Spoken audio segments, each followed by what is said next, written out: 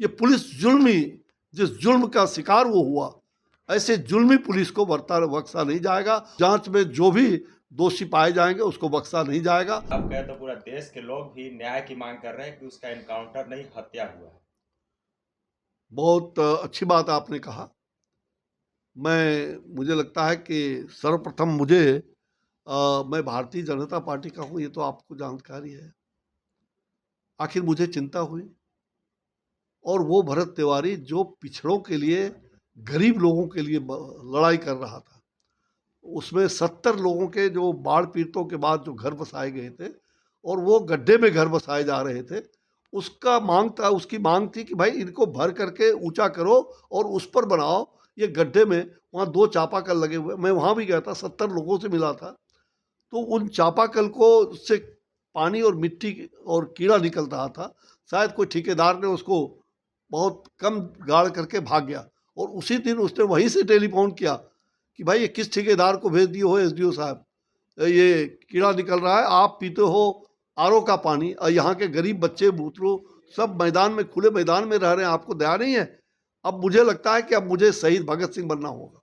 और उसी दिन उसके लॉकेट लगे थे। हमारी ये कहानी वहाँ की माता बहनों और भाइयों ने मुझे बताया, जो गरीब लोग थे, जो वो कमकर जाति के हैं, अनेक प्रकार के राजवंशी हैं, चंद्रवंशी हैं, कहार हैं, वो कोई कुशवाहा है, ऐसे जाति के लोग वहाँ रहते थे जो बाढ़ पीड़ित से आए थे। और 70 लोग, उन लोगों ने बताया कि भाई उसी दिन लॉकेट उसने वहीं से टेलीफोन से बात किया, मोबाइल से, कहा मुझे अब शहीद भगत सिंह बनना पड़ेगा क्या।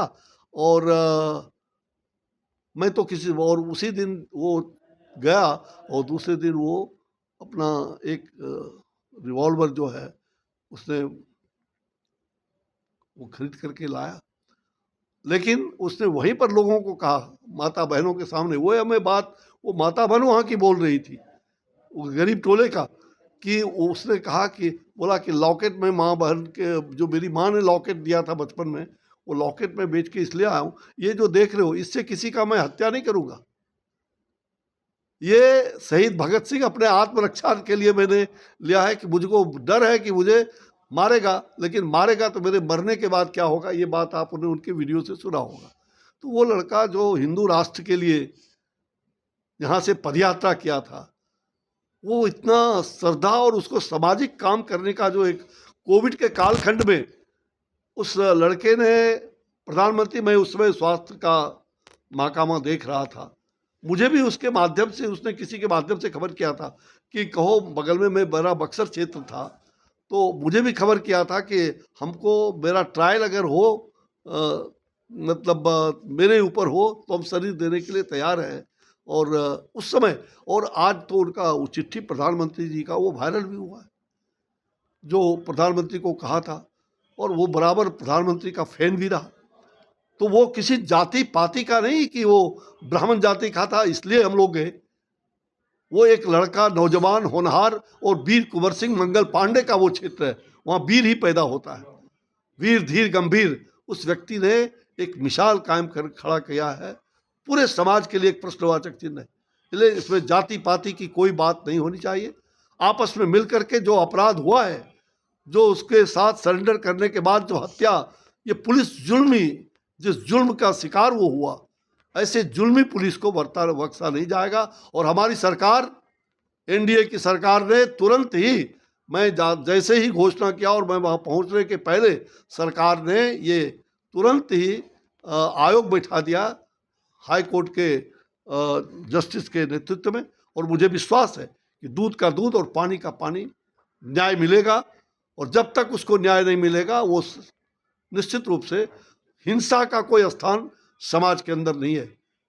हिंसा और प्रतिहिंसा की राजनीति नहीं होनी चाहिए, इसमें दो मत नहीं है। और उन्होंने कुछ काम अगर पुलिस को दिखाया और फायर किया, तो वो प्रतिशोध की भावना शायद उसकी रही होगी, लेकिन उसे मारने के लिए नहीं किया। अगर मारने के लिए करता तो आप एक दिन पहले देखिएगा, बेड पर बैठा हुआ है और ऐसे आराम से बैठा, पुलिस क्या निकम्मी थी, उसको पकड़ नहीं सकती थी घर पर। लेकिन एक योजनाबद्ध षड्यंत्रपूर्वक इस प्रकार से घटना घटी है, इसलिए इसकी जांच हमारी सरकार ने वहाँ बैठाई है। मुझे विश्वास है कि जल्द से जल्द एक टाइम बाउंड होकर के इसकी जांच की प्रक्रिया समाप्त होगी और जांच में जो भी दोषी पाए जाएंगे उसको बख्शा नहीं जाएगा।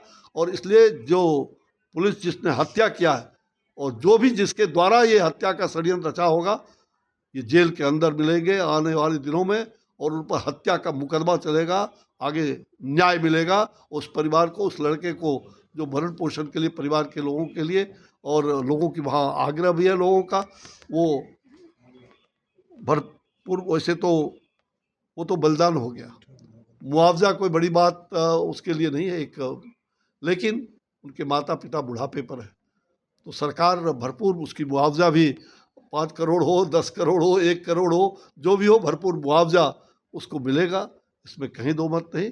ये आयोग के जांच के बाद सिद्ध होगा कि दोषी कौन है।